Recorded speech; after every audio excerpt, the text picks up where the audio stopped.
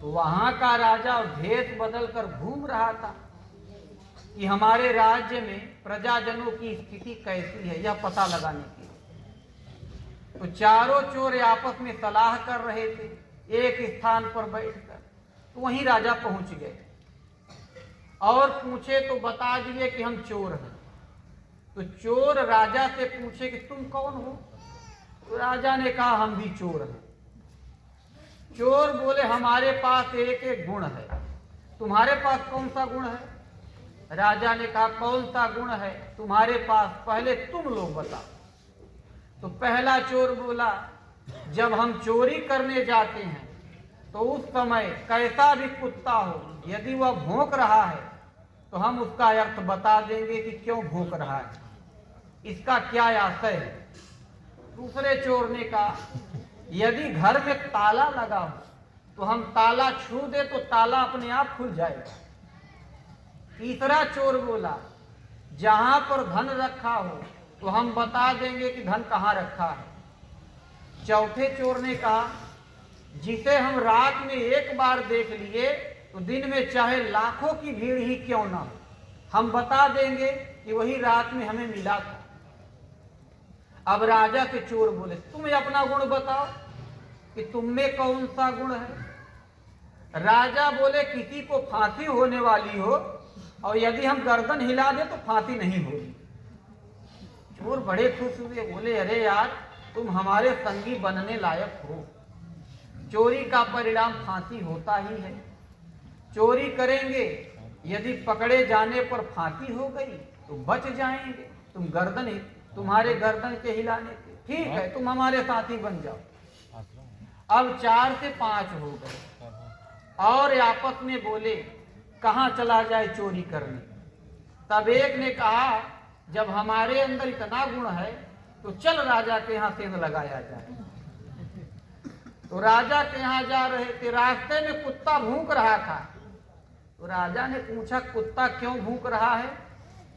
तो जो पहला वाला चोर था वो भूखने का आशय को समझा और बोला 4 चोर एक राजा, यही आशय है इसका, एक कुकुर बता रहा है।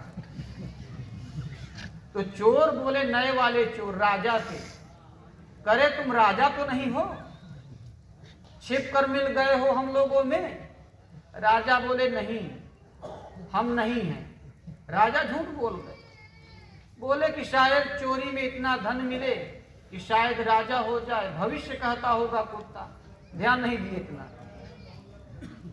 5 चल दिए आगे, पहुंच गए खजाने के पास, ताला लगा था। दूसरे चोर ने छू दिया तो ताला खुल गया। तीसरे ने बता दिया कि खजाना वहां पर रखा है। चले गए, इतने में राजा साहब गायब हो गए पीछे से और जाकर अपने सिपाहियों से बोले कि उन्हें पकड़ लो, अब सुबह चारों को फांसी, और सुबह चारों को फांसी दे देना, हम इसी भेष में रहेंगे।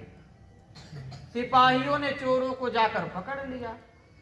सुबह चारों को फांसी होने लगी कि राजा के राजमहल में 4 चोर घुसे थे।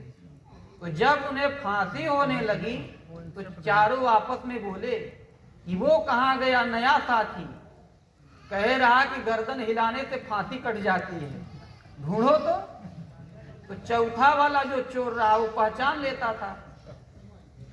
रात भर में तो उसने देखा कि राजा पूरी पब्लिक के पीछे खड़े थे, तो बोला वो खड़ा है। तो चारों चोर चिल्लाकर बोले कि सारे जब हम सब मर जाएंगे तब गर्दन हिलाइए। तब राजा चोर के वेश में गर्दन हिला दिया, वहीं तो फांसी रुक गई। तो राजा अपने वास्तविक वेश को पहने और बोले कि जब तुम सब में इतना गुण है तो आखिर फिर चोरी क्यों करते हो, हमारे राज्य में रहा करो। अब वो चारों चोर वहीं रहने लगे।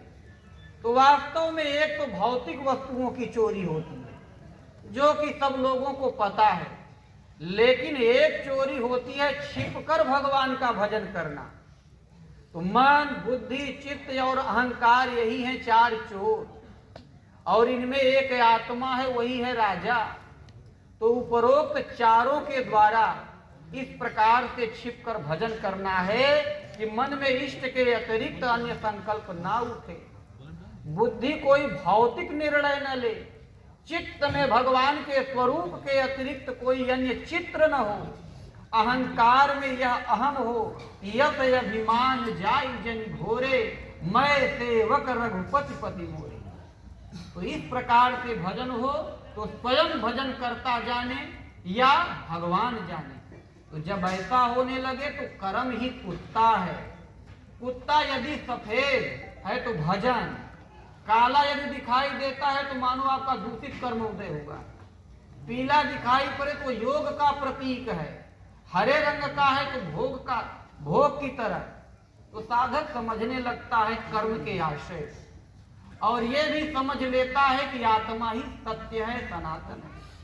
तो जब ये समझने लगा तो हृदय में जो माया के ताले लगे हैं वो खुल जाते हैं।